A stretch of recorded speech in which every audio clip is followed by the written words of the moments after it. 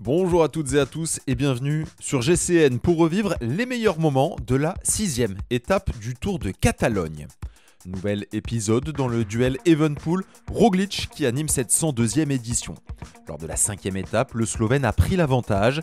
Victoire au sommet de l'Oporte et maintenant 10 secondes d'avance au classement général sur le champion du monde. Un petit matelas pour aborder ces 174 km 100 et ce profil escarpé. 2 sprints et 2 ascensions répertoriées pour pimenter la journée. Et justement, les bonifications du premier sprint intéressent les leaders, donc en début d'étape, ça roule à fond et c'est Roglic qui grappille une petite seconde à Evenepoel en le passant sur la ligne à Terès de Lleida. Il faut attendre quasiment 100 km pour voir 6 hommes prendre quelques longueurs d'avance. Verona, Gregart, Velasco, Masnada, le coéquipier d'Evenepoel qui a peut-être une petite idée derrière la tête, Oscar Onley et le français Geoffrey Bouchard. Mais l'avance de ces 6 fuyards n'excède jamais la minute. Derrière, les coéquipiers de Bryan Coquard roulent pour favoriser les desseins du routier sprinter français. Et à 32 km de l'arrivée, alors que l'on est dans la première des 2 ascensions répertoriées, l'Alto della Creu d'Aragal, les échappées sont reprises. Une sélection par l'arrière et une attaque à l'avant avec Marc Soler, 5e du classement général et qui part à l'offensive. Il profite des 5 km 600 à 6,1% et de certains passages à 9% pour s'isoler en tête. Derrière, la réaction avec les équipiers de Michael Woods et qui travaillent. Et l'attaque attendue de Remco Evenepoel à 500 mètres du sommet avant la bascule. Le champion du monde part à l'abordage. Il est suivi comme son ombre par Primož Roglic. Le duo donc qui se reforme, ce duo qui a animé les 6 premières étapes et qui se retrouve donc un deuxième échelon de la course, à une petite dizaine de secondes de Marc Soler, le Catalan qui ouvre toujours le bal. Mais Marc Soler est repris sous l'impulsion des relais de Remco Evenepoel, le Belge est le seul à travailler. Primož Roglic se contente pour l'instant de rester dans sa roue. Et même c'est très difficile de rester dans la roue, vous le voyez, Marc Soler ne parvient pas à suivre le rythme de Remco.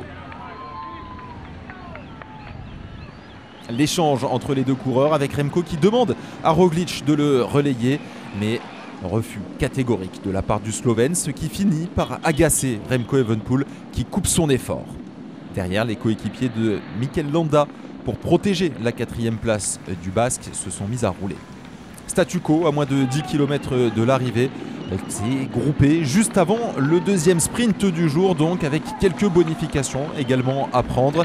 Et c'est Remco Evenepoel qui fait l'effort, qui sprint de rage pour aller couper la ligne en premier et grappiller une petite seconde donc à Primož Roglic. Roglic avait remporté le premier sprint, Evenepoel le 2e, statu quo, toujours 10 secondes d'écart entre les 2 leaders de la course. Sprint massif et l'un des meilleurs sprinteurs, Caden Groves, a un ennui mécanique. Il est rapidement dépanné par son équipier Sandro Meurice. S'il parvient à rentrer, il va devoir sprinter avec le vélo du Belge. 1 km 500 de l'arrivée, Bruno Armirail tente le coup du kilomètre, mais malheureusement le Français, champion de France du contre-la-montre, est repris. C'est donc un sprint qui va se dérouler pour l'arrivée de cette 6e étape avec Bryan Coquard, Caden Groves qui a réussi à revenir, ID Schreling également bien placé dans les premières positions, mais le plus rapide sur la ligne, eh bien c'est une nouvelle fois Caden Groves qui s'offre une 2e victoire d'étape dans ce Tour de Catalogne. Et malheureusement pour Bryan Coquard, eh bien, une nouvelle fois, il vient buter sur l'Australien.